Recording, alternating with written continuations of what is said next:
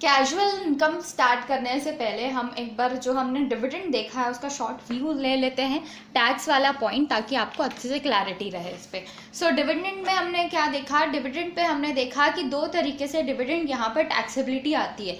एक तो आती है सेक्शन नंबर 115O के अंदर, दूसरी आती है सेक्शन नंबर 115 BBDA के अंदर। ठीक है, 115O के ऊपर किसके ऊपर आती है यहाँ पे टैक्सेबिलिटी? पेयर के ऊपर, मतलब जो डिविडेंड पे कर रहा है उसके ऊपर यहाँ टैक्सेबिलिटी आती है, that is domestic company. Specifically section number 115O किसके लिए बना है? डोमेस्टिक कंपनीज के लिए। तो यहाँ पे डिविडेंड पेयर कौन होता है? डोमेस्टिक कंपनी होती है। तो टैक्सेबिलिटी किसके ऊपर आती है? उसी pair that is domestic company के ऊपर टैक्सेबिलिटी आती है। टैक्सेबिलिटी आती कैसे है? तो dividend excluding under section 222E, 222E वाले को छोड़ के बाकी सारे dividend pay 15% plus surcharge 12% plus cess 4%। और आपको ये जो 15% है उसको ग्रॉसअप करना पड़ता है, तो अप्रॉक्सीमेटली 17.64 अप्रॉक्सीमेटली इसी के आसपास हमारी वैल्यू आती है। ठीक है, फिर आती है बात डिविडेंड अंडर सेक्शन 222E की, तो यहाँ पे 30% आपका टैक्स लगता है, प्लस सरचार्ज यहाँ पे लगता है 12% प्लस सेस। यहाँ पे आपको ध्यान रखना है कि यहाँ पे आपको इसको ग्रॉस अप नहीं करना है, सेम अमाउंट दैट इज 30% को कंसिडर करना है। नेक्स्ट आते हैं हम सेक्शन नंबर 115 BBDA पे। सेक्शन नंबर 115 BBDA किसके लिए है? ये है रेसिडेंट स्पेसिफाइड असेसीज के लिए। तो ध्यान दीजिएगा, यहाँ पर टैक्सेबिलिटी किसके ऊपर आती है? रिसीवर के ऊपर। रिसीवर कौन है? Resident specified assessee. तो यहाँ पे शेयर होल्डर की बात की जा रही है, शेयर होल्डर ही रिसीवर है। और शेयर होल्डर कौन से वाले शेयर होल्डर? जो कि रेसिडेंट होने चाहिए और साथ साथ स्पेसिफाइड असेसी भी होने चाहिए। इन दैट केस अगर सेक्शन नंबर 2 सबसेक्शन 22E को छोड़ के बाकी कोई डिविडेंड है, इन दैट केस 10 लाख से ज़्यादा अगर वो डिविडेंड एक्सीड कर रहा है तो 10% आपको यहाँ पे आ जाता है टैक्सेबिलिटी। किसके ऊपर? शेयर होल्डर के ऊपर। यहाँ पे भी आपको एक चीज़ ध्यान रखना है कि डिविडेंड दे कौन रहा है? डिविडेंड दे डोमेस्टिक कंपनी ही रही है। ठीक है, सो 10 लाख से ज़्यादा का अमाउंट है तो 10% लगेगा आपके ऊपर डिविडेंड पे टैक्स। और डिविडेंड अगर सेक्शन नंबर 2 सबसेक्शन 22E के अंदर है, इन दैट केस 1034 के अंदर वो एग्जेम्प्ट रहता है, क्योंकि उसमें पहले ही देखा जाए तो 30% का टैक्स लग चुका है। तो गवर्नमेंट ने बोला कि अब हम इसको वापस से ज़्यादा टैक्सेबल नहीं कर सकते। ठीक है, नेक्स्ट आती है बात स्पेसिफाइड असेसी कौन है? तो स्पेसिफाइड असेसी मतलब एक ऐसा पर्सन अदर देन, मतलब इनको छोड़ के अगर कोई और पर्सन है तो वो स्पेसिफाइड असेसी कहलाएगा। डोमेस्टिक कंपनी को छोड़ दो, fund, institution, trust, any university, other educational institution, hospital, medical institution, जो कि रिफर किया गया है सेक्शन नंबर 10 सबसेक्शन 23C4, 5, 6 और 6A के अंदर जो स्पेसिफाई किया गया है, उन फंड, इंस्टीट्यूशन और ट्रस्ट की बात की जा रही है। ठीक है, और ट्रस्ट और इंस्टीट्यूशन जो कि रजिस्टर्ड है अंडर सेक्शन 12A और 12AA के अंदर। ठीक है, आई होप क्लियर हुआ हो। नेक्स्ट आती है बात कॉर्पोरेट डिविडेंड टैक्स कब नहीं पे करना पड़ता। तो मैंने आपको 2 केसेस बताए थे। यहाँ पे होल्डिंग सब्सिडरी वाला केस था, आप देख सकते हैं यहाँ पे हमने इन शॉर्ट इसको बताने की कोशिश की है। डिविडेंड रिसीव हुआ है, किसको रिसीव हुआ है? डोमेस्टिक होल्डिंग कंपनी को। किससे रिसीव हुआ है? डोमेस्टिक सब्सिडरी कंपनी से। इन दैट केस ये सब्सिडरी कंपनी उस पर टैक्स पे करेगी, क्योंकि यहाँ पे डिविडेंड पे कौन कर रहा है? सब्सिडरी कंपनी पे कर रही है, इसलिए उसके ऊपर टैक्स आएगा अंडर सेक्शन 115O। और एज इसके ऊपर आ रहा है तो ये डोमेस्टिक होल्डिंग कंपनी को उसके ऊपर टैक्स नहीं पे करना है। नेक्स्ट आती है बात डिविडेंड रिसीव हुआ है डोमेस्टिक होल्डिंग कंपनी को। किससे रिसीव हुआ है? सब्सिडरी कंपनी से। कौन सी सब्सिडरी? फॉरेन की subsidiary. In that case tax किसको पे करना है? ये डोमेस्टिक होल्डिंग कंपनी को पे करना पड़ेगा अंडर सेक्शन 115 BBD। ठीक है, ये BBD अलग है और 115 BBDA अलग है। ध्यान दीजिएगा, ये BBD कब आता है? जब फॉरेन कंपनी से हमको डिविडेंड मिला है, इन दैट केस BBD आता है, हमको उस पर इन डिटेल जाने की जरूरत नहीं है। नेक्स्ट आते हैं अमाउंट ऑफ डिविडेंड किसको पे किया गया है? न्यू पेंशन सिस्टम ट्रस्ट के अंदर पे किया गया है, सेक्शन नंबर 10 सबसेक्शन 44 के अंदर, वो पूरी तरीके से एग्जेम्प्ट है। नेक्स्ट आती है बात income from certain units of UTI और म्यूचुअल फंड। तो ये हमने इन डिटेल देख लिया है कि ये एग्जेम्प्ट रहता है अंडर सेक्शन 10 सबसेक्शन 35। अब आते हैं हम कैजुअल इनकम पे डायरेक्टली।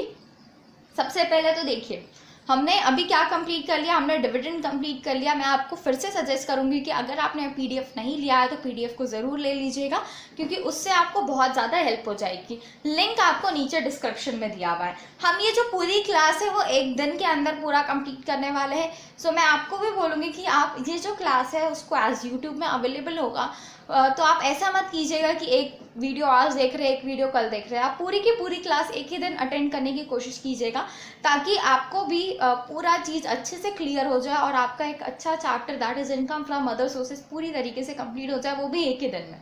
तो कितना ज़्यादा बेनिफिशियल हो जाएगा अगर आप एक ही दिन में इसको कंप्लीट करते हैं तो, ठीक है। सो हम कंटिन्यू करते हैं। कैजुअल इनकम हम स्टार्ट करने वाले हैं। यहाँ पे कैजुअल इनकम आपको दिया हुआ है सेक्शन नंबर 56 टू IB के अंदर, ठीक है। हम ऐसी इनकम्स पढ़ रहे हैं जो कि स्पेसिफिकली हमारे इनकम फ्रॉम अदर सोर्सेज के अंदर टैक्सेबल होती है। सबसे पहले हमने डिविडेंड डिस्कस किया, डिविडेंड को इन डिटेल हम गए। अब हम आ रहे हैं कैजुअल इनकम पे। कैजुअल इनकम क्या होती है? आपने लॉटरी से जीता, आपने क्रॉसवर्ड पजल से जीता, आपने हॉर्स रेसेस में जीता, ठीक है, गैम्बलिंग या बेटिंग से जीता, कार्ड गेम्स से जीता, गेम शोज, एंटरटेनमेंट प्रोग्राम से अगर कुछ भी जीता है। तो फॉर एग्जांपल हम ले अगर केबीसी में आप गए, वहाँ जाके आप प्रोग्राम में आप आए और वहाँ पे आपने अच्छा खासा अमाउंट जीत लिया, तो ये अमाउंट क्या कहलाएगा? आपका कैजुअल इनकम, ठीक है, क्योंकि आपने एक एंटरटेनमेंट प्रोग्राम ऑन टीवी उससे आपने अर्न किया है, तो वो भी हमारे कैजुअल इनकम का पार्ट माना जाता है, ठीक है। सो कैजुअल इनकम में ये सारी चीज़ें आपकी कवर की जाएंगी। मतलब अगर आपको कैजुअली कुछ भी इनकम हुई है, जैसे लॉटरी आपने खरीदी थी, आपको लॉटरी मिल गई, ठीक है, आपकी लॉटरी लग गई, इन दैट केस वो भी यहाँ पे टैक्सेबल होता है एट द रेट 30% यहाँ पे टैक्सेबिलिटी आती है अंडर कैजुअल इनकम। तो ये सारे चीज़ें हैं जो कि हमारे कैजुअल इनकम के अंदर टैक्सेबल होती है। ध्यान दीजिएगा, कैजुअल इनकम से आपको ना ही कोई भी एग्जेम्पशन मिलता है और ना ही कोई भी डिडक्शन मिलता है, ठीक है। सो आप इसमें एग्जेम्पशंस भी क्लेम नहीं कर सकते, ना ही कोई भी डिडक्शन इसके अंदर ले सकते। अगर आपने इससे रिलेटेड कोई भी एक्सपेंडिचर किया, फॉर एग्जांपल आप केबीसी में खेलने गए, आप रहते थे हम एग्जांपल लेते हैं, आप रहते थे महाराष्ट्र दिल्ली में रहते थे और जो केबीसी हो रहा है वो मुंबई में हो रहा है, इन दैट केस वहाँ जाने का खर्चा क्या आपका एक्सपेंडिचर से आप डिडक्शन ले सकते हैं?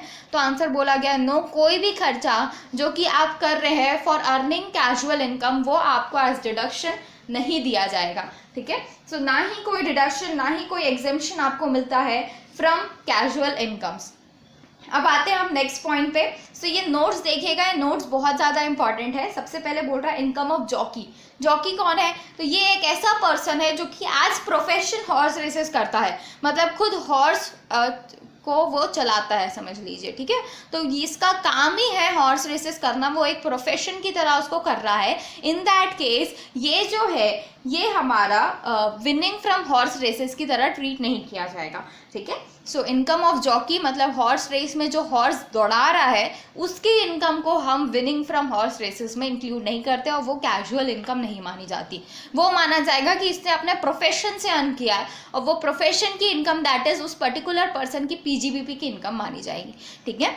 नेक्स्ट आते हैं winning from a motor car rally. Motor car rally से अगर आप विन किए हैं, ठीक है, तो मोटर कार रैली में जीतने के लिए आपको अच्छी मोटर कार चलानी आनी चाहिए, ठीक है। सो आपने क्या किया, अपने स्किल्स को यूटिलाइज करके अपने एफर्ट्स के थ्रू आपने वो इनकम जनरेट की है, तो वो आपकी नॉर्मल इनकम की तरह ट्रीट की जाती है, ना कि कैजुअल इनकम। सो उसको आप कैजुअल इनकम नहीं ट्रीट करेंगे, क्या ट्रीट करेंगे? नॉर्मल इनकम, क्योंकि आपने अपने एफर्ट्स के थ्रू उसको अर्न किया है। बताइए, लॉटरी लेते हैं हम, तो लॉटरी में हमको कुछ एफर्ट लगाना पड़ता है क्या उसको अर्न करने के लिए? Answer is no. आपने लॉटरी खरीद ली और उसका जो रिजल्ट आएगा वो डिपेंड करता है अकॉर्डिंग टू रिजल्ट किस तरीके से निकल रहे हैं, तो उसमें आपका कुछ काम नहीं होता। आपने अपना प्रोफेशन, अपनी स्किल्स कुछ नहीं लगाई हैं उसके लिए, ठीक है। सो अगर उसकी इनकम आ रही है तो आपने इसको अर्न करने के लिए कुछ अपनी तरफ से नहीं किया है, इसलिए उसको हमने कैजुअल इनकम माना है। लेकिन अगर वही मोटर कार रैली देखा जाए तो इस केस में यहाँ पे मोटर कार रैली में जो मोटर कार चला रहा है वो तो एज अपनी स्किल्स और एफर्ट्स के थ्रू उसने जीता है, ठीक है, तो वो उसकी इनकम मानी जाएगी नॉर्मल इनकम, ना कि कैजुअल इनकम की तरह ट्रीट की जाएगी, ठीक है। Lottery held as stock in trade. Example लेते हैं, आपको अच्छे से क्लैरिटी आएगी। मिस्टर ए है, मिस्टर ए समझ लीजिए नॉर्मल सेल का काम करते हैं, गुड्स बेचते हैं, ठीक है। तो उन्होंने अपने पास लॉटरी भी अपने स्टॉक पे रखा हुआ है, एज वो लॉटरी भी सेल करते हैं, ठीक है। अब क्या हुआ, उनके पास 1000 लॉटरीज थी जो कि उन्होंने एज स्टॉक रखा था, लेकिन ना 800 लॉटरीज तो बिक गई, लेकिन 200 अभी भी उनके पास रखी हुई है। अब ये जो 200 उनके पास रखी हुई है, उसमें से उन्होंने, उनके पास जो ये 200 रखी हुई थी, एट लास्ट लॉटरी का रिजल्ट आने वाला था, तब तक ये उन्हीं के पास था। सो इन दैट केस अगर लॉटरी का रिजल्ट में वो जीतते हैं कुछ भी, ये 200 लॉटरीज जो उनके पास स्टॉक रखी हुई थी उसमें से कोई लॉटरी वो उन्होंने जीत ली, इन दैट केस ये उनकी पीजीबीपी की इनकम ट्रीट की जाएगी, ना कि कैजुअल इनकम। सो ये एक इंपॉर्टेंट पॉइंट है जो कि आपको ध्यान रखना है। ये इंसिडेंटल टू बिजनेस हुआ है, हमने एज स्टॉक रखा था, वो इंसिडेंटली हमारे पास ही अर्न हो गई लॉटरी की इनकम, ठीक है। सो इसलिए उसको पीजीबीपी के अंदर ट्रीट किया जाता है। एक्सपेंडिचर टू बी डिडक्टेड, तो मैंने आपको पहले ही बता दिया कि इस particular section that is casual income की जो भी इनकम से, उसमें से आप कोई भी एक्सपेंडिचर नहीं क्लेम कर सकते, ना ही आपको एटीसी से एटीयू का डिडक्शन मिलेगा इस पर्टिकुलर इनकम से। सो ये एक इंपॉर्टेंट पॉइंट है जो कि आपको ध्यान रखना है। अब आते हैं हम नेक्स्ट पॉइंट पे रिलेटेड टू कैजुअल इनकम। समझिएगा, ये एक इंपॉर्टेंट पॉइंट है। क्या बोल रहा है समझिए, हमको normally lottery income earn, for example आप केबीसी में गए थे, आप केबीसी में जब गए तो आपने अर्न किया 1 लाख रुपीज, ठीक है। आपने वहाँ गेम खेला, गेम्स के बाद 1 लाख रुपीज आपने अर्न किया, तो नॉर्मली हमको पता है कि 30% इसके ऊपर टैक्स लगता है। ये जो टैक्स होता है, ये टैक्स आपको डायरेक्टली नहीं मिलता है ना, मतलब आपको पे नहीं करना होता। जो पर्सन आपको ये दे रहा है इनकम, उस इनकम से वो टैक्स काट के आपको अमाउंट देता है। तो फॉर एग्जांपल यहाँ पे टीडीएस कट रहा है, टीडीएस दैट इज जो टैक्स वो काटते हैं उसको हम बोलते हैं टैक्स डिडक्टेड एट सोर्स। तो वो आपका कटता है एट द रेट 30%, जितना आपको टैक्स पे करना था। तो इसमें से 30% कट गया, एट लास्ट हमको क्या मिल रहा है 70,000 रुपीज, ठीक है।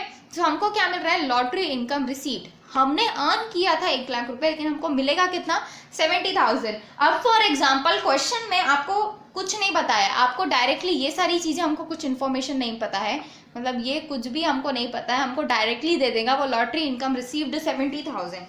सो हम लॉटरी इनकम अर्नड कैसे निकालें। सो लॉटरी इनकम अर्नड निकालने के लिए आपको करना होगा 70,000। अब देखिए 30% आपका टैक्स कट गया, हमको कहाँ पहुँचना है 100% में। तो ये 100% था आपका जो आपने अर्न किया था, जिसमें से 30% आपने काट दिया, तो एट लास्ट आप कहाँ पहुँचे, आप पहुँचे 70% पे। तो ये जो 70,000 रुपये दिया हुआ है वो हमारा 70% है। इन दैट केस अगर आप इसको 70 से डिवाइड करें और मल्टीप्लाई करें 100 से, तो ये 70 गया, हमको मिल जाएगा वैल्यू 100% की। सो हमने 70% को डिवाइड किया, 100% से मल्टीप्लाई किया, क्योंकि 70% वाली वैल्यू हमको नहीं चाहिए, हमको यह चाहिए 100% कितना होगा अमाउंट, ठीक है। दैट इज हमने कितना अर्न किया वाली वैल्यू चाहिए, तो आपको मल्टीप्लाई करना है 100 से, डिवाइड करना है 70 से। इन दैट केस यहाँ पे आपको वैल्यू मिल जाएगी 1 लाख रुपीज, कितना आपने अर्न किया, लॉटरी इनकम अर्न आपको अवेलेबल हो जाएगी, ठीक है। सो क्वेश्चन में हम डायरेक्टली ये तो शो नहीं कर सकते ना कि हमने इतना इनकम रिसीव किया है, हमको ये भी शो करना पड़ेगा कि हमने कितना अर्न किया था, उसमें कितना टैक्स कटा और फिर हमको कितना अमाउंट मिला, है ना। तो ये अमाउंट सारे हमको शो कर रहे होंगे, इसलिए हमको क्या निकालना होता है, हमको निकालना होता है लॉटरी इनकम अर्न की, कितना अमाउंट हमने अर्न किया है, ठीक है। सो अगर क्वेश्चन में कभी भी आपको लॉटरी इनकम रिसीव्ड बस दिया हो, इन दैट केस आपको यहाँ पे लॉटरी इनकम अर्नड निकालना पड़ेगा। किस तरीके से निकलेगा मैंने वो आपको बता दिया है। सो अगर टीडीएस कटता है हमारे कैजुअल इनकम्स में, सो कैजुअल इनकम्स में जब भी टीडीएस कटेगा तो वो पूरा का पूरा 30% आज टीडीएस आपका कट जाता है, ठीक है। अब देखिए एक और इम्पॉर्टेंट पॉइंट है जो कि आपको ध्यान रखना है। अगर विनिंग फ्रॉम लॉटरी है, विनिंग फ्रॉम लॉटरी आपको क्वेश्चन में दिया हुआ है, या फिर विनिंग फ्रॉम हॉर्स रेसेस है, तो इनके लिए अगर winning from lottery, winning for horse races, ये सब पूरा आपका 10,000 से ज़्यादा नहीं है, 10,000 से ज़्यादा नहीं है, इन दैट केस उस पर TDS नहीं कटता @30% वाला। तो ये आपको ध्यान रखना है, इन अमाउंट्स पे TDS नहीं कटेगा। तो जब भी आप अर्नड इनकम निकालेंगे, लॉटरी इनकम अर्न निकालेंगे, तो आप इनको इंक्लूड नहीं करेंगे क्योंकि इनके ऊपर TDS ही नहीं कटता। ठीक है, सो ये आपको एक चीज़ ध्यान रखना है। और हॉर्स रेसेस में ही TDS कटेगा। अगर आपको दिया हुआ है कैमल रेस, अलग अलग टाइप्स की रेसेस दी हुई है, तो वो सब पे आपका ये कैजुअल इनकम वाली बात नहीं आती, तो इसलिए इन पे आपका TDS भी नहीं कटेगा, सिर्फ हॉर्स रेसेस में कटेगा। रेस में सिर्फ हॉर्स रेस कवर किया गया, अब कोई और रेसेस हैं तो उनको यहाँ पे कवर नहीं किया गया। ठीक है, एक चीज़ ध्यान रखना है, 10,000 से ज़्यादा होगा, winning from lotteries, horse races, ये सारी चीज़ों पे, इन दैट केस यहाँ पे आपका 10,000 से ज़्यादा नहीं है तो आपका TDS नहीं कटेगा, 10,000 से ज़्यादा है तभी TDS कटेगा। ठीक है, तो ये एक इंपॉर्टेंट पॉइंट है जो कि आपको ध्यान रखना है। सो इसी के साथ हमने कैजुअल इनकम कंप्लीट किया। नेक्स्ट हम आते हैं, हम अभी छोटे छोटे पॉइंट्स डिस्कस कर रहे हैं, फिर एक बार उनका थ्योरी वाइज भी सब चीज़ें डिस्कस कर लेंगे। तो पहले पॉइंट्स देखते हैं, फिर उसका थ्योरी देखेंगे, ताकि आपका रिविजन भी साथ साथ होते जाए। सो क्या बोल रहा है, देखिए, any sum received by the assessee, assessee मतलब टैक्सेबल पर्सन को रिसीव हो रहा है सम, किससे रिसीव हो रहा है, from his employees as contribution to provident fund etcetera, section number 56(2) IC। ये जो सेक्शन है ना, ये सेक्शन PGBP के सेक्शन नंबर 36(1)(VA) के अंदर कवर किया गया है। यही सेक्शन, मतलब जो PGBP में बात की जाती है, सेम वही चीज़ यहाँ पे बोली जा रही है। उसको समझाने के लिए मैं आपको एक बार एग्जांपल समझाती हूँ, फिर उसके बाद हम इसका पूरा थ्योरी पार्ट पढ़ेंगे कि क्या चीज़ें एग्जैक्टली बोल रहा है। समझिएगा, ABC कंपनी है हमारी एम्प्लॉयर, और हमारे ABC कंपनी लिमिटेड का एम्प्लॉय है मिस्टर एक्स। ठीक है, सो मिस्टर एक्स के अलावा क्या सिर्फ मिस्टर एक्स वहाँ के एम्प्लॉय होंगे? Answer is no. कंपनी के बहुत सारे एम्प्लॉयज हैं, ABCDEFGHIJ पूरे Z तक के इतने सारे एम्प्लॉयज हैं। ठीक है, अब समझिएगा, कंपनी जो है प्रोविडेंट फंड बनाती है, प्रोविडेंट फंड बनाती है। इन दैट केस यहाँ पे प्रोविडेंट फंड में कंपनी भी अपना कंट्रीब्यूशन डालती है, एम्प्लॉयज भी अपना कंट्रीब्यूशन डालते हैं, दोनों का कंट्रीब्यूशन डलता है प्रोविडेंट फंड के अंदर ही। हमको पता है, हमने सैलरी में डिस्कस किया है ना। तो अगर एम्प्लॉय कंट्रीब्यूट कर रहा है अपनी सैलरी का 10,000 रुपये, फॉर एग्जाम्पल हम मान लेते हैं कि एम्प्लॉयर भी 10,000 रुपये कंट्रीब्यूट कर रहा है उसके लिए। ठीक है, तो इन टोटल 20,000 रुपीज़ उसके अंदर जाना है, किसके अंदर, प्रोविडेंट फंड के अंदर। तो ये जो एम्प्लॉय है, एम्प्लॉय एक ही एम्प्लॉय तो है नहीं कंपनी में, कंपनी में बहुत सारे एम्प्लॉयज होते हैं। अब ये सब एम्प्लॉय अलग अलग जाके प्रोविडेंट फंड में अपना पैसा जमा नहीं करते। वो क्या करते हैं, ये जो 10,000 रुपये वो डायरेक्टली प्रोविडेंट फंड में ना डाल के वो कंपनीज को देते हैं। मतलब इस कंपनी में ये एम्प्लॉय काम करता है, इसके अलावा और भी सारे एम्प्लॉय होंगे, सो वो सब अपना अपना कंट्रीब्यूशन ले जाके कंपनी को देते हैं। और कंपनी के पास जब सारे प्रोविडेंट फंड का जो भी अमाउंट है कंट्रीब्यूशन एम्प्लॉयज़ के बिहाफ का, जब उसके पास इन टोटल आ जाता है, तो कंपनी क्या करती है, एम्प्लॉयज़ के बिहाफ वाले कंट्रीब्यूशन को प्रोविडेंट फंड में डाल देती है। ठीक है, तो एम्प्लॉय के बिहाफ वाला कंट्रीब्यूशन प्लस अपना कंट्रीब्यूशन दोनों ही एम्प्लॉयर ही जाके प्रोविडेंट फंड में डालता है, एम्प्लॉयज़ खुद जाके प्रोविडेंट फंड में कुछ भी नहीं डालते। ठीक है, सो ये पॉइंट आई होप आपको अच्छे से क्लियर हुआ हूँ। अब हमको पता है कि हमारे जो हमारी कंपनीज होती है उसमें एक ही एम्प्लॉय तो होता नहीं है, बहुत सारे एम्प्लॉयज़ होते हैं। तो उन सब का अमाउंट, फॉर एग्जांपल इस पर्टिकुलर कंपनी में ABC कंपनी लिमिटेड में 10 एम्प्लॉयज़ थे, तो सब के सब अपना 10,000 रुपये कंट्रीब्यूट कर रहे होंगे into 10, that is equal to 1 lakh rupees. पूरा का पूरा किसके पास जा रहा है, कंपनी के पास। ठीक है, तो कंपनी के पास आ गया।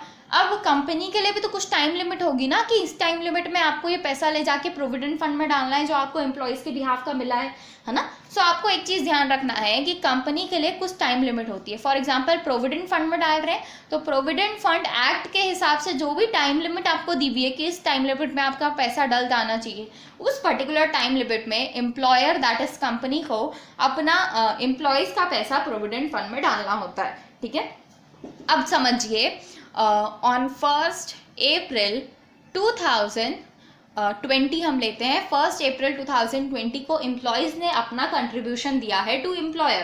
ठीक है, अब आती है बात 1/4/2020 को मिल गया, लेकिन कंपनी जो है, कंपनी सबका कंट्रीब्यूशन लेगी, अलग अलग एम्प्लॉयज अलग अलग टाइम पे अपना कंट्रीब्यूशन दिए, इन टोटल कंपनी को पूरा कंट्रीब्यूशन 1 अप्रैल 2020 को मिल गया। अब कंपनी जो है वो जाके प्रोविडेंट फंड में डाल रही है ऑन 31 जुलाई 2020 को, वो अपना पूरा कंट्रीब्यूशन ले जाके किस में डाल रही है, प्रोविडेंट फंड में डाल रही है। इन दैट केस कंपनी ने कितना टाइम ले लिया, 3 महीने का, लेकिन प्रोविडेंट फंड में बोला गया था कि आपको जो है ये पैसे डालने हैं 1/6/2020 को, जो भी कंट्रीब्यूशन आप लेंगे। मैं सिर्फ एग्जांपल ले रही हूँ, प्रोविडेंट फंड एक्ट के हिसाब से टाइम लिमिट अलग हो सकती है। मैं सिर्फ एग्जांपल के लिए आपको समझा रही हूँ कि 1/6/2020 फॉर एग्जांपल टाइम दिया हुआ है कि आपको इस टाइम तक आपका पैसा डालना है प्रोविडेंट फंड के अंदर, ठीक है। लेकिन एम्प्लॉयर ने डाला कब, एम्प्लॉयर ने डाला 31 जुलाई 2020। इन दैट केस क्या बोला गया समझिएगा, जब भी एम्प्लॉय अपना पैसा एम्प्लॉयर को देगा, तो जब भी वो दे रहा है तब वो एम्प्लॉयर की इनकम मान ली जाएगी। जब भी एम्प्लॉय अपना पैसा एम्प्लॉयर को दे रहा है एज कंट्रीब्यूशन टू पीएफ और अदर एम्प्लॉयज वेलफेयर स्कीम, तो उसका जो भी पैसा एज कंट्रीब्यूशन एम्प्लॉय अपना दे रहा है एम्प्लॉयर को, इन दैट केस जब भी एम्प्लॉयर को मिलेगा उसी टाइम वो उसकी इनकम मान ली जाएगी।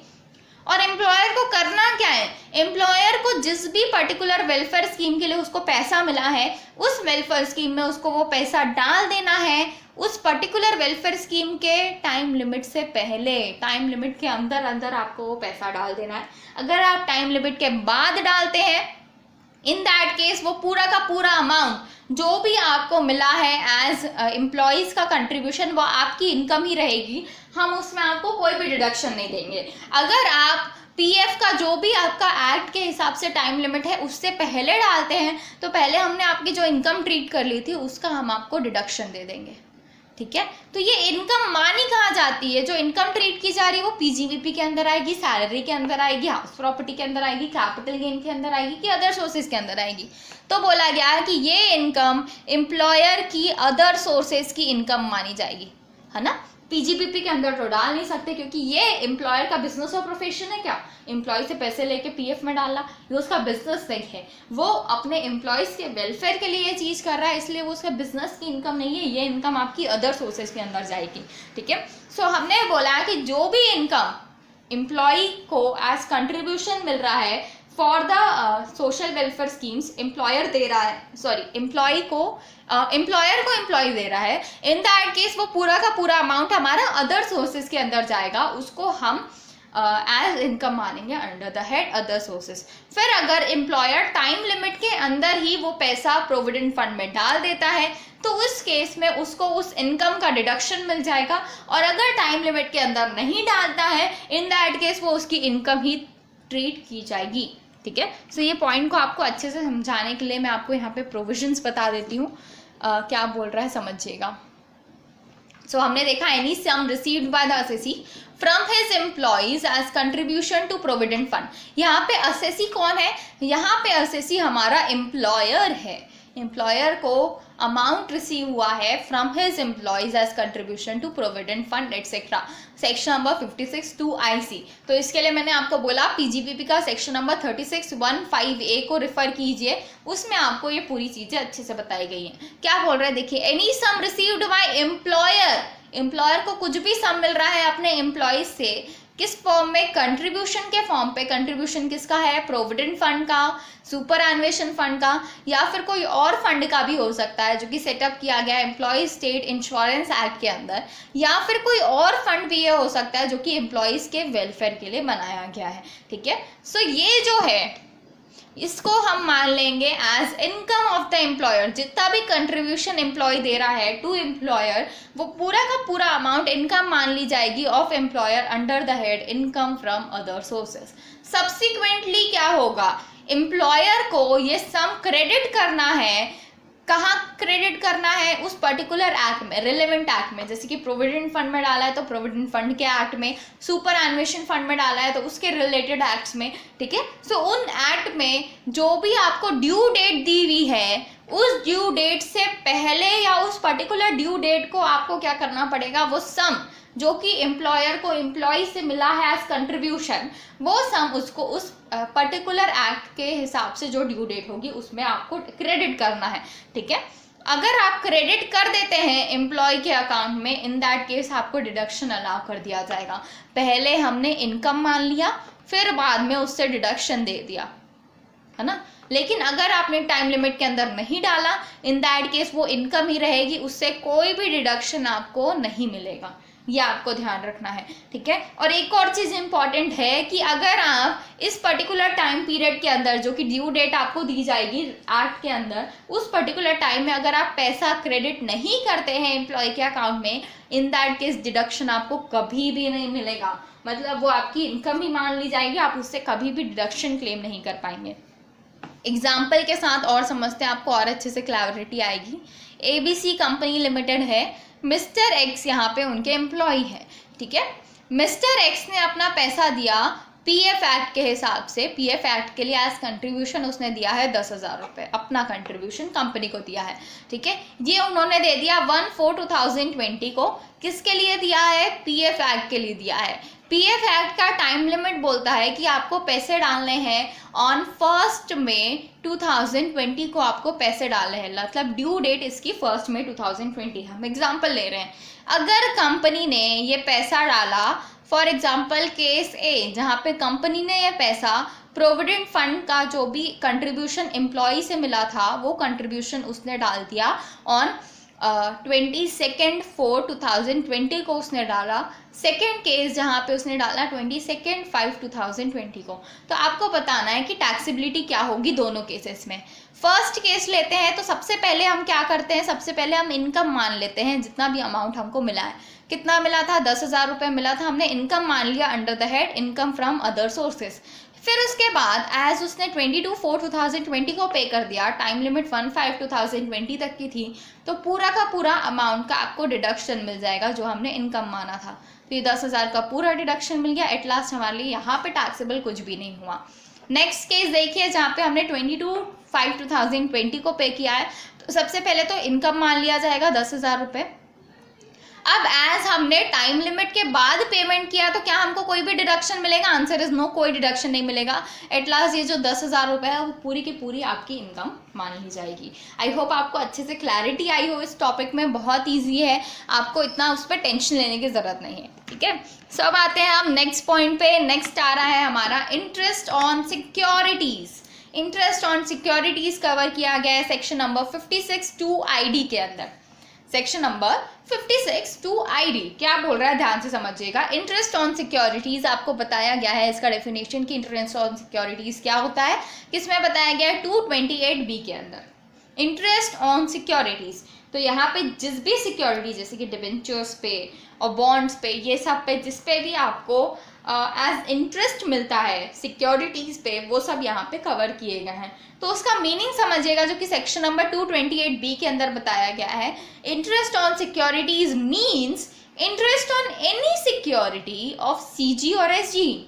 सेंट्रल गवर्नमेंट की कोई सिक्योरिटी है या स्टेट गवर्नमेंट की कोई सिक्योरिटी है, ये कोई भी सिक्योरिटी इनकी हो, और उस पर अगर आपको इंटरेस्ट मिल रहा है, तो वो इंटरेस्ट इस पर्टिकुलर सिक्योरिटी का यहाँ पे कवर किया गया है, ठीक है। नेक्स्ट आपको इंटरेस्ट मिल रहा है डिबेंचर्स पे या फिर कोई और सिक्योरिटीज पे, जो कि किसके बिहाफ में इशू की गई है, corporate established by central, state और प्रोविंशियल एक्ट। कंपनी के बिहाफ में आपको मिल रहा है, लोकल अथॉरिटी के बिहाफ में मिल रहा है। मतलब क्या बोल रहा है, ध्यान से समझिएगा, ठीक है। हमको बोल रहा है कि CG, SG, local authority, company और हमारे कॉरपोरेशंस, जिनको इस्टेब्लिश किसने किया है, स्टेट या सेंट्रल या फिर प्रोविंशियल एक्ट के अंदर इस्टेब्लिश किया गया। तो ये सब कौन है? ये सब है हमारे issuer of security. Issuer of security, ये सब हमको सिक्योरिटी इशू कर रहे हैं, है ना। सिक्योरिटीज मिल किसको रही है? सिक्योरिटी होल्डर को। इसने ये सिक्योरिटीज खरीदी है इन सब से, ठीक है। तो इसके ऊपर जो भी इंटरेस्ट उनको मिलेगा, भले CG, SG, LA that is local authority, company या फिर कॉरपोरेशन के थ्रू उनको कोई भी इंटरेस्ट मिलेगा उस पर्टिकुलर सिक्योरिटीज पे, तो वो हमारा इंटरेस्ट ऑन सिक्योरिटीज बोला जाता है। आई होप क्लियर हुआ हो आपको। नेक्स्ट आती है बात टैक्स ट्रीटमेंट की, तो बहुत ईजी है, इसको समझिएगा आप अच्छे से। टैक्स ट्रीटमेंट की बात आ रही है, ठीक है। सो किसकी बात कर रहे हैं हम? सिक्योरिटीज़ की बात कर रहे हैं। सिक्योरिटीज़ में सिक्योरिटीज़ के इंटरेस्ट की बात कर रहे हैं। इंटरेस्ट ऑन सिक्योरिटीज यहाँ पे बोला जा रहा है। तो इंटरेस्ट ऑन सिक्योरिटीज में आपको कुछ पॉइंट्स ध्यान रखने पड़ते हैं। पहली बात तो ये जो सिक्योरिटी है आपकी, उसको आपने स्टॉक इन ट्रेड की तरह रखा है या फिर आपने उसको अदरवाइज रखा है। स्टॉक इन ट्रेड मतलब आप उसको बेचते हैं, आपको सिक्योरिटी आपने अपने पास इसलिए रखी है क्योंकि आप उसको आगे फर्दर ट्रांसफर करने वाले हैं। स्टॉक इन ट्रेड की तरह रखा, आपका बिजनेस ही है सिक्योरिटीज बेचना। इन दैट केस अभी तो सिक्योरिटी आप ही के पास है और उसमें इंटरेस्ट जनरेट हो रहा है, तो वो इंटरेस्ट मिलेगा किसको? इंटरेस्ट मिलेगा भी आपको ही। इन दैट केस वो पीजीबीपी की इनकम मानी जाएगी क्योंकि आपने स्टॉक इन ट्रेड की तरह रखा था और ये इंसिडेंटल टू बिजनेस माना जाएगा। जैसा कि हमने अभी कैजुअल इनकम में देखा था ना, लॉटरी का केस, लॉटरी को आपने स्टॉक इन ट्रेड की तरह रखा है तो लॉटरी में जो भी इनकम अराइज होगी वो पीजीबीपी की होगी। सिमिलर वे में सिक्योरिटी को आपने स्टॉक इन ट्रेड की तरह रखा है और उस पर जो भी इंटरेस्ट अराइज होगा, इंटरेस्ट उसकी इनकम है, तो वो हमारी पीजीबीपी की इनकम मानी जाएगी। ठीक है। अगर आपने उसको अदरवाइज रखा है, अदरवाइज मतलब हमने उसको स्टॉक इन ट्रेड की तरह नहीं रखा है, हम सिक्योरिटीज नॉर्मली खरीद के रखते हैं और बाद में अच्छे प्राइस में उसको बेच देते हैं, तो नॉर्मली ये हमारा बिजनेस नहीं है, हम अच्छी इनकम अर्न करने के लिए एज अ इन्वेस्टमेंट हमने उसको रखा है। इन दैट केस इस पे जो भी इंटरेस्ट मिलेगा वो इंटरेस्ट आपका इनकम फ्रॉम अदर सोर्सेज के अंदर टैक्सेबल हो जाएगा। ठीक है, ध्यान दीजिएगा, हम बात किसकी कर रहे हैं? हम इंटरेस्ट की बात कर रहे हैं। हमने नहीं बोला कि हम सिक्योरिटीज को आगे ट्रांसफर कर रहे हैं। अगर आप सिक्योरिटीज को आगे ट्रांसफर करेंगे तो कैपिटल गेन अराइज होता है। हम यहाँ पे इंटरेस्ट की बात कर रहे हैं जो हमको सिक्योरिटीज पे मिल रहा है ना। तो सिक्योरिटीज को अगर आपने स्टॉक इन ट्रेड की तरह रखा है तो उस पर जो इंटरेस्ट मिलेगा वो पीजीबीपी के अंदर आएगा। सिक्योरिटीज को अगर आपने एज इन्वेस्टमेंट की तरह रखा है उस पर जो भी इंटरेस्ट मिलेगा वो इनकम फ्रॉम अदर सोर्सेज के अंदर टैक्सेबल होगा। ठीक है। सो इसके लिए आपको एक और चीज ध्यान रखना पड़ेगा। नॉर्मली इसकी चार्जेबिलिटी की अगर हम बात करें तो चार्जेबिलिटी में आपको एक चीज ध्यान रखनी पड़ती है कि interest on security according to accounting method chargeable होता है। ठीक है, अकाउंटिंग मेथड अगर आप फॉलो कर रहे हैं, अकाउंटिंग मेथड अगर हम फॉलो कर रहे हैं, इन दैट केस ये आपके लिए टैक्सेबल होगा कैश बेसिस या फिर ड्यू बेसिस में, जो भी आप फॉलो कर रहे हैं। मतलब अगर आप cash basis of accounting follow कर रहे हैं तो कैश बेसिस में आपके लिए टैक्सेबल होगा। अगर आप accrual basis of accounting follow कर रहे हैं तो उस हिसाब से इसमें टैक्सेबिलिटी आएगी। अगर आप कोई भी अकाउंटिंग मेथड यूज ही नहीं कर रहे हैं, इन दैट केस आपके लिए हमेशा ड्यू बेसिस पे टैक्सेबल होगा। मतलब जब भी आपका इंटरेस्ट ड्यू होगा तब वो उसको टैक्सेबल किया जाएगा। ठीक है, सो ये एक इंपॉर्टेंट पॉइंट है जो कि आपको ध्यान रखना है। According to method of accounting हमारे लिए टैक्सेबिलिटी अराइज होती है। फॉर एग्जाम्पल, हम एग्जाम्पल लेते हैं, एक मिस्टर ए है और हमारे पास XYZ लिमिटेड है। XYZ लिमिटेड के सिक्योरिटीज होल्ड करके रखी है किसने? मिस्टर ए ने, और इसके ऊपर उनको इंटरेस्ट मिलने वाला है। फॉर एग्जाम्पल इंटरेस्ट मिलने वाला है ऑन 1/4/2020 और इनकी डेथ हो जाती है, मिस्टर ए की डेथ हो जाती है ऑन 1/2/2020। 1/2/2020 को इनकी डेथ हो गई, लेकिन इंटरेस्ट कब मिलने वाला है? 1/4/2020 को, मतलब उनकी डेथ के बाद। इन दैट केस ये इंटरेस्ट का क्या होगा? फॉर एग्जाम्पल मिस्टर ए की वाइफ है या फिर कोई भी रिलेटिव उनका हो सकता है जिनके पास ये एसेट्स जा रहे हैं। मिसेस बी उनकी वाइफ है। ठीक है, सो मिसेस बी जो है उनके पास ये जो सिक्योरिटीज है, आप किसके पास रखी हुई है? सिक्योरिटीज रखी हुई है मिसेस बी के पास।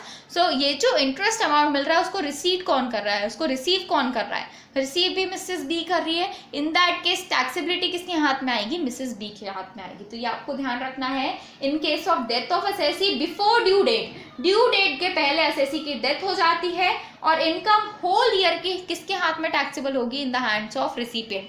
होल ईयर क्यों बोला गया? तो इसके पीछे एक इंपॉर्टेंट कंसेप्ट है जो कि आप समझिएगा अच्छे से।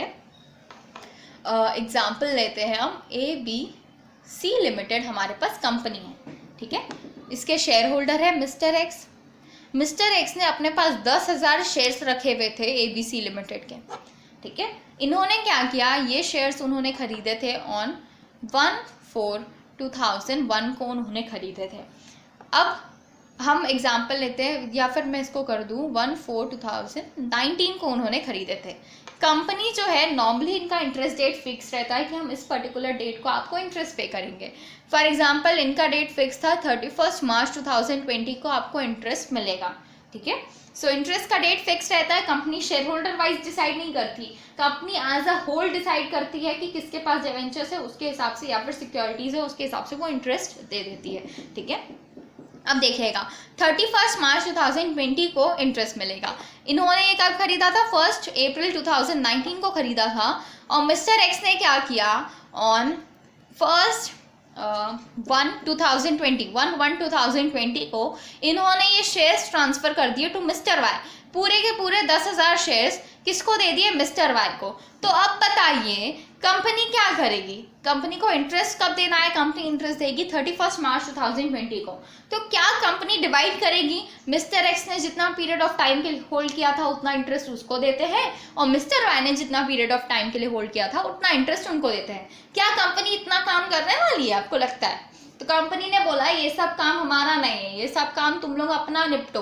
हम देखेंगे कि जिस दिन हम इंटरेस्ट देने वाले हैं उस दिन हमारी सिक्योरिटीज किसके हाथ में है। जिसके हाथ में सिक्योरिटीज होंगी उसको पूरे साल का हम क्या करेंगे? इंटरेस्ट दे देंगे, ठीक है। पूरे साल का इंटरेस्ट हम उसी को दे देंगे जिसके हाथ पे इस दिन, दैट इज 31 मार्च 2020, जब हम इंटरेस्ट देने वाले हैं उस दिन जिसके भी हाथ में सिक्योरिटी होगी हम उसके हाथ में पूरा का पूरा इंटरेस्ट दे देंगे, ठीक है। तो कंपनीज ने ऐसा बोला। एक इंपॉर्टेंट पॉइंट है जो कि आपको ध्यान रखना है, ऐसा नहीं होता कि ये टाइम वाइज डिवाइड होता है। आपको इन टोटल पूरा का पूरा साल का इंटरेस्ट एक ही पर्सन जिसके हाथ में वो होगा उसको मिल जाएगा, ठीक है। सो ये एक इंपॉर्टेंट पॉइंट है, बहुत अच्छे से इसको ध्यान रखिएगा।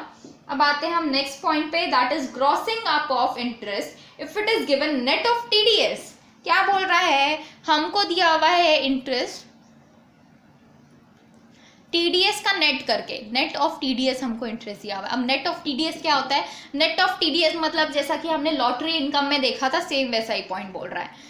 लॉटरी इनकम अर्न्ड, हमने क्या देखा था? Lottery income earned is equal to lottery income received plus TDS जितना भी कटा है। तो यही बोला जा रहा है कि यहाँ पे जैसे कि वहां पे आपको लॉटरी इनकम रिसीव्ड दिया हुआ होता था, यहाँ पे भी आपको इंटरेस्ट इनकम रिसीव्ड वाला दिया हुआ है। आपने जितना अर्न किया वो आपको नहीं दिया हुआ है, ठीक है। थोड़ा ध्यान से समझिएगा। जैसा पॉइंट हमको वहां पे दिया था ना लॉटरी इनकम पे, कि आपको क्या दिया हुआ है? लॉटरी इनकम रिसीव्ड आपको दिया हुआ है। हमको क्या निकालना होता था? हमको निकालना होता था लॉटरी इनकम अर्न्ड। कैसे निकालते थे? हम लेते थे lottery income received divided bye 70% करते थे। 70% क्यों करते थे? क्योंकि हमारा टोटल 100% अमाउंट होता है जिसमें से 30% पहले ही कट चुका है, तो हमको मिला कितना है? 70%। तो ये 70% निकालने के लिए हम 100 माइनस 30 करते थे, तो आपको ये 70% मिलता था। तो हम क्या करते थे? लॉटरी इनकम अर्न्ड निकालने के लिए आपको करना होता था lottery income received divided bye 70%। Similar way में इंटरेस्ट इनकम अर्न्ड आपको निकालना है, आपको दिया हुआ इंटरेस्ट इनकम रिसीव्ड, ठीक है। इन दैट केस एक चीज ध्यान दीजिएगा, यहाँ पे टीडीएस कितना करता था? लॉटरी इनकम पे 30% कटता था, लेकिन इंटरेस्ट पे आपका कटता है टीडीएस एट द रेट 10%। वो भी कुछ स्पेसिफिक केसेस में कटता है। अब वो कौन से स्पेसिफिक केसेस है, जब हम टैक्स डिडक्टेड एट सोर्स पढ़ेंगे इन डिटेल तब आपको पता चलेगा। अभी के लिए बस ये ध्यान रखिएगा कि 10% उस पर कटता है, ठीक है। सो कैसे करेंगे हम? Interest income received divided by 100, total amount हमारा 100 है जिसमें से टीडीएस कितना कट गया? 10, दैट इज यहाँ पे कितना परसेंट आएगा? 90%। तो interest income received divided by 90% आप करेंगे तो आपको मिल जाएगा इंटरेस्ट इनकम अर्न, कि हमने कितना अमाउंट अर्न किया है, ठीक है। एग्जाम्पल के साथ देखते हैं। आपको दिया हुआ है interest income received is equal to 10,000 rupees. 10,000 rupees interest income received हमको दिया हुआ है, हमको निकालना है इंटरेस्ट इनकम अर्न। क्या करें? हमको करना है 10,000 that is interest income received divided by 100 minus 10%, ठीक है। That is equal to 10,000 divided by 90 into 100 यहाँ पे हम करने वाले हैं। सो इसको आप सॉल्व कर लीजिए, आपको पता चल जाएगा कि आपने कितना अर्न किया है, ठीक है। आई होप आपको क्लियर हुआ हो कि किस तरीके से पूरी कैलकुलेशंस होंगी। अगर हम इसको कैलकुलेट करें 10,000 डिवाइडेड बाय 90 इंटू 100 अगर हम करें तो ये आपका अमाउंट आ रहा है ऑफ रुपीज़ 11,1111 का आपको टोटल इनकम आपने अर्न किया है, जिसमें से रिसीव आपको कितना हुआ है? 10,000 रुपीज़। आई होप अच्छे से क्लैरिटी आई हो कि किस तरीके से हम इस टाइप के क्वेश्चंस को सॉल्व करेंगे। अब आते हैं हम नेक्स्ट पॉइंट पे। नेक्स्ट पॉइंट देखने से पहले एक बार रिव्यू देख लेते हैं हमने अभी तक जो डिस्कस किया है अबाउट इंटरेस्ट ऑन सिक्योरिटीज। तो इसकी डेफिनेशन सबसे पहले हमने देखी, फिर टैक्स ट्रीटमेंट पढ़ा, तो स्टॉक इन ट्रेड की तरह है तो पीजीबीपी की इनकम, अदरवाइज आपने रखा है तो इनकम फ्रॉम अदर सोर्सेज के अंदर। अकाउंटिंग अगर आप रेगुलरली फॉलो करते हैं तो आप जो भी अकाउंटिंग का बेसिस फॉलो करते हैं उस हिसाब से टैक्सेबिलिटी आएगी, और अगर आप फॉलो नहीं करते हैं in that case due basis में आपके लिए टैक्सेबल हो जाएगा। ठीक है, ड्यू डेट ऑफ इंटरेस्ट, तो ये इंपॉर्टेंट पॉइंट हमने देखा कि interest shall be taxable when such interest falls due. Interest on security shall not accrue on day to day basis. Day to day basis यहाँ पे इंटरेस्ट नहीं मिलता, आपको मिलता है ड्यू डेट पे पूरे साल का इंटरेस्ट। ठीक है, नेक्स्ट आती है बात डेथ ऑफ एसेसी अगर हो जाती है तो जो भी रिसिपिएंट होगा उसके हाथ पे टैक्सेबिलिटी आएगी। फिर हमने देखा grossing up of interest if it is given net of TDS. तो कैसे निकलेगा यहाँ पे इंटरेस्ट का ग्रॉस अप, हम लेंगे इंटरेस्ट इनकम अर्न हमको निकालना है, तो उसके लिए आपको लेना पड़ेगा interest income received divided by 90%। I hope clear हुआ हो आपको ये। अब आते हैं हम नेक्स्ट टॉपिक पे, क्या बोल रहा है देखिए, income from letting of machinery. हम मशीनरी लेट आउट कर रहे हैं या फिर प्लांट लेट आउट कर रहे हैं या फर्नीचर लेट आउट कर रहे हैं, तो ये तो मशीनरी प्लांट फर्नीचर नॉर्मली ये कहाँ टैक्सेबल होते हैं, नॉर्मली ये टैक्सेबल होते हैं पीजीबीपी के अंदर, है ना, नॉर्मली पीजीबीपी के अंदर जाता है। लेकिन कुछ ऐसे केसेस भी हो जाते हैं जहाँ पे इनकी इनकम अगर आपने अर्न की है तो वो इनकम फ्रॉम अदर सोर्सेज के अंदर टैक्सेबल होगा। एग्जाम्पल लेते हैं, ABC लिमिटेड कंपनी है, इसके पास एक मशीनरी पड़ी हुई है, ये मशीनरी को उन्होंने लेट आउट किया है। ठीक है, मशीनरी को नॉर्मली उन्होंने इसी पर्पस के लिए रखा था ताकि वो लेट आउट कर सके। इन दैट केस ये जाएगा हमारा किसके अंदर जाएगा, इन्होंने ये लेट आउट किसको किया, मिस्टर एक्स को, तो ये पीजीबीपी के अंदर जाएगा और पीजीबीपी के अंदर इसकी टैक्सेबिलिटी आएगी। नेक्स्ट एग्जाम्पल देखिए जहाँ पे मिस्टर जेड है, उन्होंने अपने पास एक फर्नीचर रखा हुआ है। अब मिस्टर जेड का बिजनेस सही है लेट आउट करना, ठीक है, उनका बिजनेस सही है लेट आउट कर रहा है, वो नॉर्मली इस ऐसे ही बिजनेस पर्पस के लिए नहीं, ऐसे ही वो लेट आउट कर रहे हैं, ये भी प्रोपरेटरशिप बिजनेस में फॉर एग्जांपल। लेकिन जो इनका बिजनेस है वो लेट आउट करना नहीं है, वो एक इंश्योरेंस एजेंट है, लेकिन उनके पास एक फर्नीचर पड़ा हुआ था, ये फर्नीचर उन्होंने लेट आउट कर दिया मिस्टर वाई को। इन दैट केस क्या उनका काम था लेट आउट करना, आंसर इज नो। तो पीजीबीपी के अंदर टैक्सेबल नहीं होगा, इसके अंदर जो भी इनकम आएगी वो टैक्सेबल होगा इनकम फ्रॉम अदर सोर्सेज के अंदर। तो ये एक इंपॉर्टेंट पॉइंट है जो कि आपको ध्यान रखना है। इससे रिलेटेड अगर हम इन डिटेल देखें तो क्या बोल रहा है समझिएगा, इनकम फ्रॉम मशीनरी प्लांट और फर्नीचर जो कि आपने हायर में दिया है section number 56 sub section 2 clause 2 के अंदर बताया गया। देखिए क्या बोल रहा है, अगर ये इनकम आपकी पीजीबीपी के अंदर टैक्सेबल नहीं होती है, इन दैट केस ये इनकम फ्रॉम अदर सोर्सेज के अंदर टैक्सेबल हो जाएगी।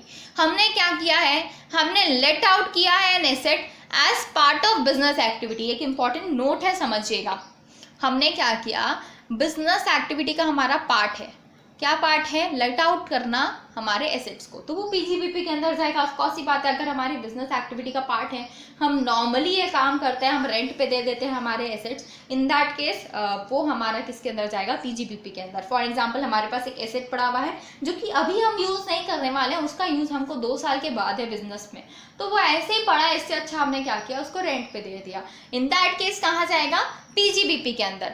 नेक्स्ट क्या बोल रहा है, टेम्पररी डिसकंटिन्यूएंस ऑफ बिजनेस। हमने क्या किया, हमको पहले से पता है हम परमानेंट बिजनेस क्लोज नहीं कर रहे हैं, हमने टेम्पररी बिजनेस को क्लोज किया है कुछ पीरियड ऑफ टाइम के लिए। फॉर एग्जांपल सीजनल हमारा काम चलता था, हम 6 महीने काम करते हैं, अगले 6 महीने हमारा कोई भी काम नहीं होता है, तो फर्स्ट 6 मंथ तो हम हमारे एसेट्स को यूज़ कर लेते हैं, लेकिन बचे हुए 6 मंथ्स के लिए हम क्या करते हैं, हमारे एसेट को एज लेट आउट कर देते हैं। इन दैट केस यहाँ पे वो पीजीबीपी की इनकम मानी जाएगी, क्योंकि आपने सीजनली टेम्पररी आपका डिसकंटिन्यूएंस हुआ है बिजनेस। इन दैट केस अगर ऐसा आप लेट आउट कर रहे हैं कुछ भी, तो वो पीजीबीपी के अंदर जाएगा, ना कि इनकम फ्रॉम अदर सोर्सेज के अंदर।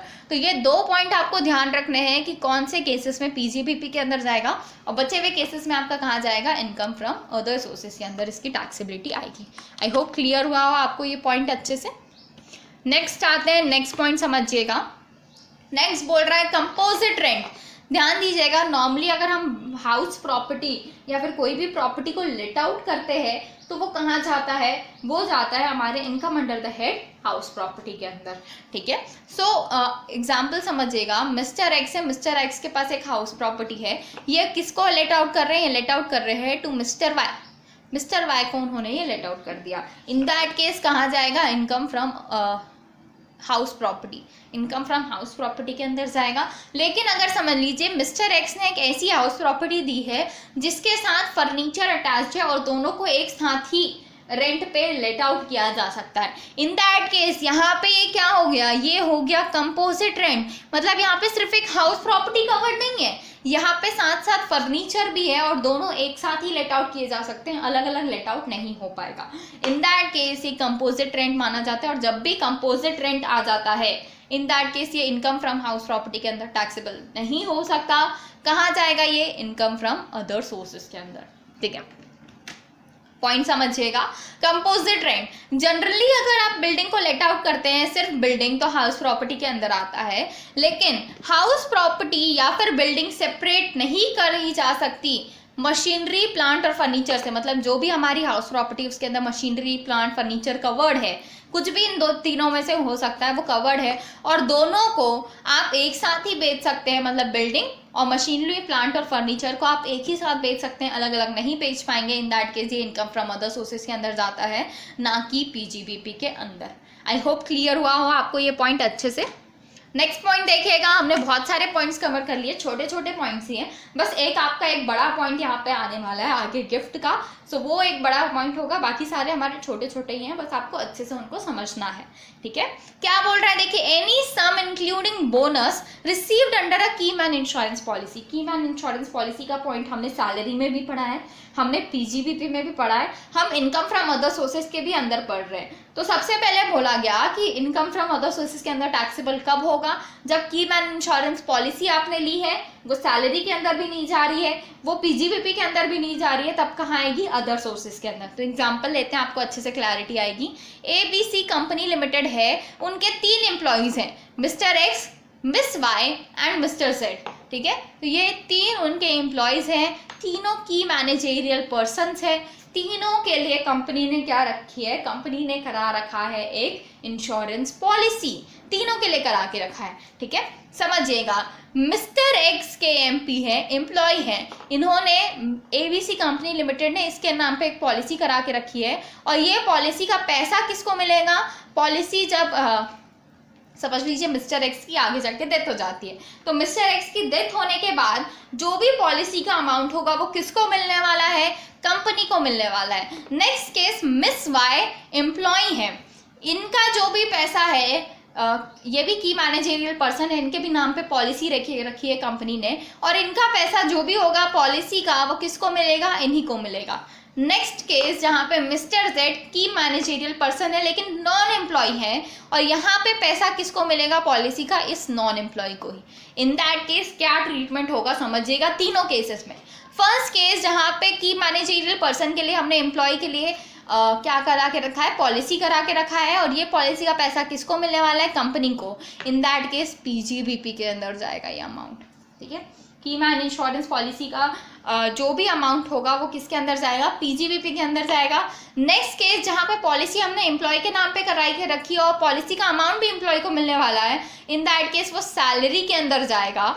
और थर्ड केस, जहाँ पे हमने नॉन एम्प्लॉय के लिए कराया है और पॉलिसी का अमाउंट भी उस पर्टिकुलर नॉन एम्प्लॉय को मिलने वाला है, इन दैट केस ये जाएगा उसके इनकम फ्रॉम अदर सोर्सेज के।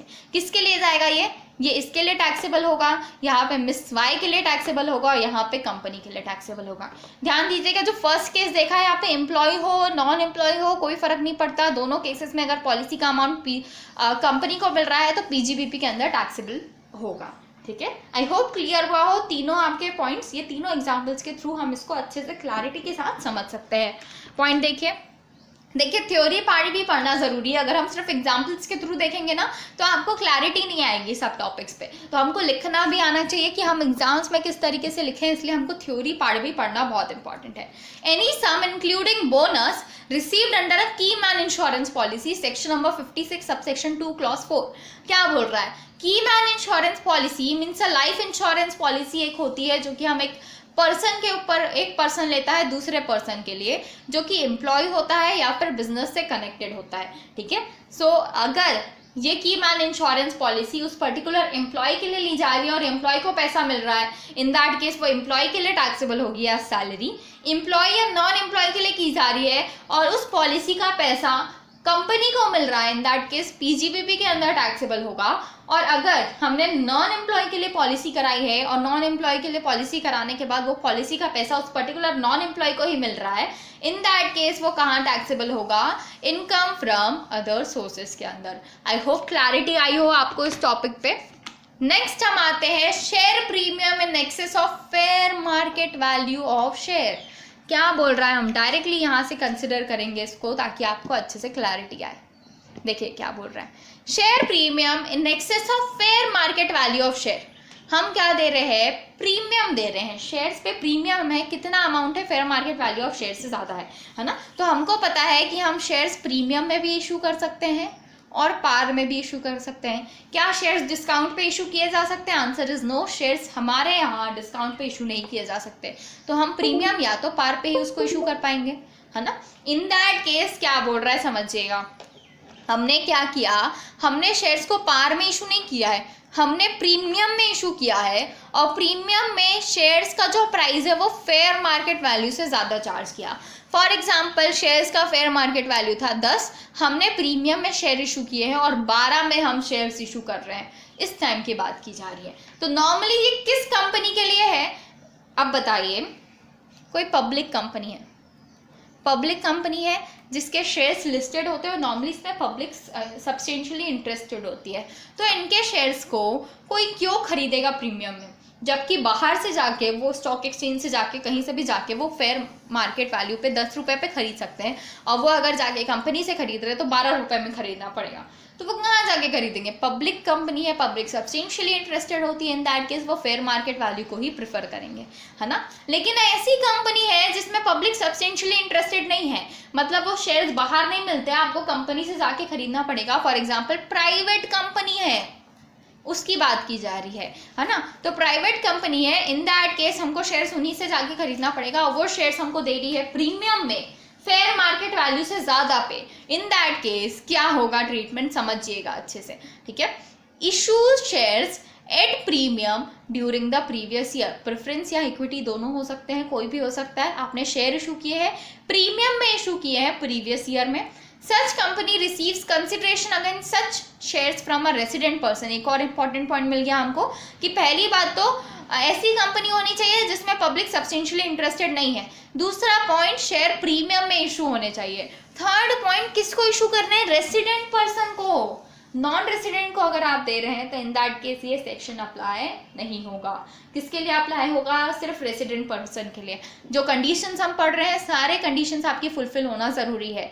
नेक्स्ट बोल रहा है such consideration exceed the fair market value. तो मैंने आपको पहले ही बता दिया कि फेयर मार्केट वैल्यू से ज़्यादा पे बेच रहे हैं आप, और सच एक्सेस कंसिडरेशन, जितना भी एक्सेस होगा फेयर मार्केट वैल्यू से, उस अमाउंट को इनकम मान लिया जाएगा उस पर्टिकुलर कंपनी के, जिस कंपनी ने वो शेयर्स इशू किए हैं उस पर्टिकुलर कंपनी की इनकम मान ली जाएगी, ठीक है। एग्जाम्पल देखते हैं, आपको अच्छे से क्लैरिटी आएगी। देखिए ABC कंपनी है, मिस्टर एक्स हमारे, ये प्राइवेट लिमिटेड कंपनी है, ठीक है। मिस्टर एक्स आए, मिस्टर एक्स को इनसे शेयर्स खरीदने थे, फेयर मार्केट वैल्यू उनके पर शेयर का था 10 रुपये और कंपनी कितने पे इशू कर रही थी, 12 रुपये। तो मिस्टर एक्स ने 12 रुपये पे शेयर खरीद लिए। इन दैट केस 12 माइनस 10 कितना रुपए, 2 रुपये। ये 2 रुपये किसके लिए टैक्सेबल होगा, ABC कंपनी प्राइवेट लिमिटेड के लिए टैक्सेबल होगा। कहाँ टैक्सेबल होगा, इनकम फ्रॉम अदर सोर्सेज के अंदर टैक्सेबल होगा। तो ये आपको एक पॉइंट है जो कि बहुत अच्छे से ध्यान रखना है। इससे रिलेटेड एक्सेप्शंस है, मतलब ऐसे भी केसेस हैं जहाँ पे अगर आप फेयर मार्केट वैल्यू से ज़्यादा पे शेयर्स बेच रहे हैं तो उनके लिए टैक्सेबिलिटी नहीं आएगी। किसकी बात की जा रही है, ऐसी कंपनी बेच रही है, कौन सी कंपनी, वेंचर कैपिटल अंडरटेकिंग बेच रही है, venture capital undertaking from a venture capital company और वेंचर कैपिटल फंड और स्पेसिफाइड फंड। अगर ऐसी अंडरटेकिंग है, कहाँ से है, वेंचर कैपिटल कंपनी से है, वेंचर कैपिटल फंड से है या स्पेसिफाइड फंड से। सिर्फ नाम ध्यान रखिए, इन डिटेल जाने की कोई भी जरूरत नहीं है क्योंकि हमारे सिलेबस में अभी कवर्ड नहीं है, ठीक है। सो हमको सिर्फ नाम ध्यान रखना है, वेंचर कैपिटल अंडरटेकिंग है, वेंचर कैपिटल कंपनी से है या फिर वेंचर कैपिटल फंड या फिर स्पेसिफाइड फंड से है। इन दैट केस यहाँ पे अगर वो फेयर मार्केट वैल्यू से ज़्यादा पे शेयर्स बेच रहे हैं तो टैक्सेबिलिटी उनके लिए नहीं आएगी। ऐसी कंपनी और क्लास ऑफ कंपनी जिसको बताया गया है सेंट्रल गवर्नमेंट ने, जिसको सेंट्रल गवर्नमेंट स्पेसिफाई करेगी, उनके लिए भी अगर वो फेयर मार्केट वैल्यू से ज़्यादा पे बेचते हैं, इन दैट केस टैक्सेबिलिटी नहीं आएगी। आई होप क्लियर हुआ हो आपको पॉइंट। इसके आगे हमको जो पॉइंट्स दिए हुए हैं वो हम आगे जाके डिस्कस करते हैं। पहले हम यहाँ पे इन डिटेल देख लेते हैं क्या बोल रहे हैं। देखिए इससे रिलेटेड एग्जाम्पल समझेंगे ताकि हमने अभी तक जो भी पॉइंट पढ़े हैं इन डिटेल हमको क्लैरिटी आ जाए। शेयर्स इशूड बाय, इशू कौन कर रहा है शेयर्स? पी प्राइवेट लिमिटेड हमको इशू कर रही है। शेयर्स इशू किसको किए गए हैं? मिस्टर ए को। फेस वैल्यू कितनी है? 10 रुपये, मतलब पार पे अगर इशू करते हैं तो 10 रुपये face value. Fair market value कितनी है? 12 रुपये। कंसिडरेशन कितना मिला है? 11 रुपये। बताइए हमने क्या बोला था कि जो हमको कंसिडरेशन मिल रहा है वो एक्सेस होना चाहिए फेयर मार्केट वैल्यू से, तब तो सेक्शन नंबर 56(2)(7)(b) के अंदर टैक्सेबिलिटी तभी आएगी जब आपका प्रीमियम का अमाउंट एक्सेस है फेयर मार्केट वैल्यू से। मतलब जितना भी आप कंसिडरेशन ले रहे हैं वो फेयर मार्केट वैल्यू से ज़्यादा होना चाहिए, तभी यहाँ पे टैक्सेबिलिटी आती है। लेकिन देखिए यहाँ पे तो हमको जितना कंसिडरेशन मिला है वो फेयर मार्केट वैल्यू से कम है। इन दैट केस हमारा जो सेक्शन है that is section number 56 clause 2(7)(b), ये अप्लाई नहीं करेगा। नेक्स्ट केस देखिए, सबसे पहले तो यही चेक कर लीजिए कि कंसिडरेशन कितना और फेयर मार्केट वैल्यू कितनी है। कंसिडरेशन 9 है, फेयर मार्केट वैल्यू 12 है। इन दैट केस भी ये सेक्शन अप्लाई नहीं करेगा क्योंकि हमको फेयर मार्केट वैल्यू से ज़्यादा होना है, तो यहाँ पे भी एप्लीकेबिलिटी नहीं आएगी। नेक्स्ट केस देखिए जहाँ पे कंसिडरेशन 10 है, फेयर मार्केट वैल्यू 5 है, क्या इस केस में अप्लाई करेगा? क्या सोचिए, बताइए। हमारा तो यहाँ पे ज़्यादा है, अप्लाई करना चाहिए कि नहीं करना चाहिए? आंसर इज यस, अप्लाई करना चाहिए। लेकिन एक और चीज़ है जो हमको ध्यान रखना है, दैट इज एसेट्स, जो हमारे शेयर्स हैं वो प्रीमियम में भी इशू होने चाहिए। बताइए यहाँ पे शेयर्स प्रीमियम में इशू हुए हैं क्या? Answer is no. क्यों नो? क्योंकि फेस वैल्यू 10 थी, हमने 10 में इशू किया, तो क्या कोई भी प्रीमियम का अमाउंट ऐड हुआ है क्या? आंसर इज नो, कोई भी प्रीमियम का अमाउंट ऐड नहीं हुआ है। प्रीमियम ऐड नहीं हुआ है तब भी ये सेक्शन अप्लाई नहीं करेगा। तो दो चीज़ ध्यान रखनी है। पहली बात तो fair market value consideration value से कम होनी चाहिए, मतलब कंसिडरेशन जितना भी मिल रहा है वो आपका ज़्यादा होना चाहिए फेयर मार्केट वैल्यू से। सेकेंड पॉइंट जो आपको ध्यान रखना है वो है हमारे शेयर्स प्रीमियम में इशू होने चाहिए।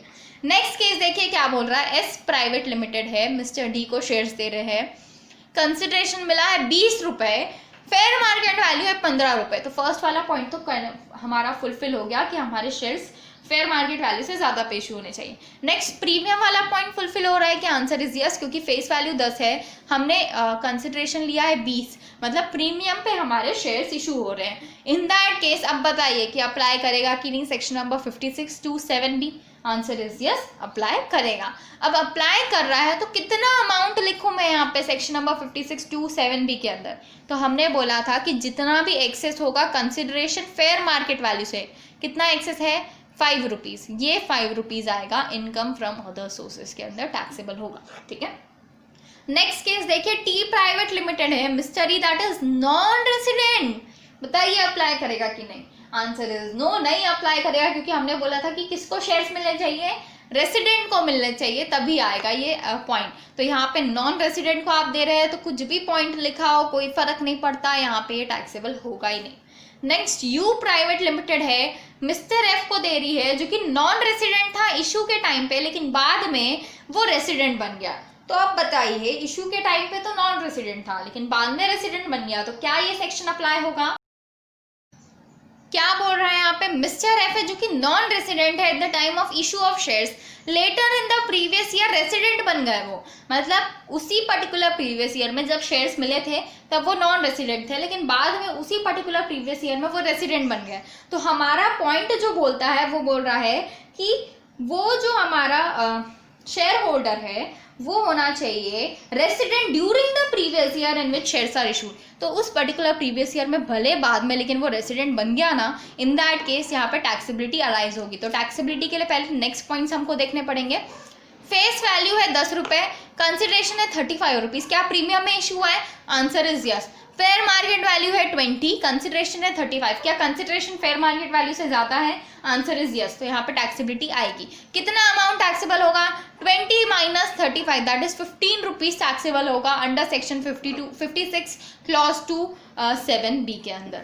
ठीक है। नेक्स्ट देखिए, V private limited during the previous year such company has listed self in national stock exchange के अंदर उन्होंने उसको अपने आप को लिस्ट कर लिया, लेकिन कब लिस्ट किया? इशू के बाद लिस्ट किया। तो हमको एक चीज़ ध्यान रखना है कि जो कंपनी है जब वो शेयर्स दे रही है उस टाइम पे उनको क्या होना है? Private limited. लेकिन शेयर्स देने के बाद भी आपको प्राइवेट लिमिटेड ही रहना है उस पर्टिकुलर प्रीवियस ईयर में। मतलब ऐसी कंपनी जिसमें पब्लिक सब्सटेंशियली इंटरेस्टेड नहीं है तो उस कंपनी में आपको क्या रहना है?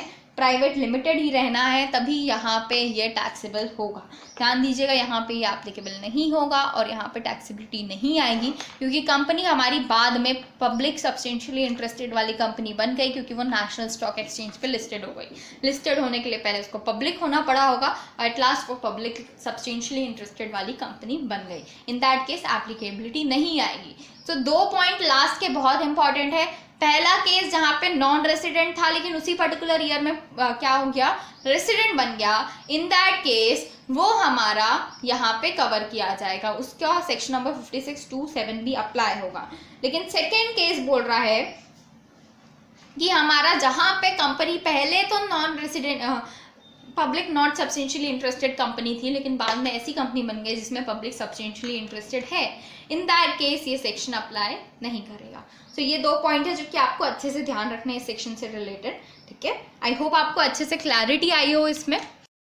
नेक्स्ट पॉइंट हमारा आता है income by way of interest received on compensation और एनहांस कंपनसेशन। ये पॉइंट हमने कैपिटल गेन में इन डिटेल पढ़ रखा है, इस पॉइंट को अब हम डिस्कस करने वाले हैं।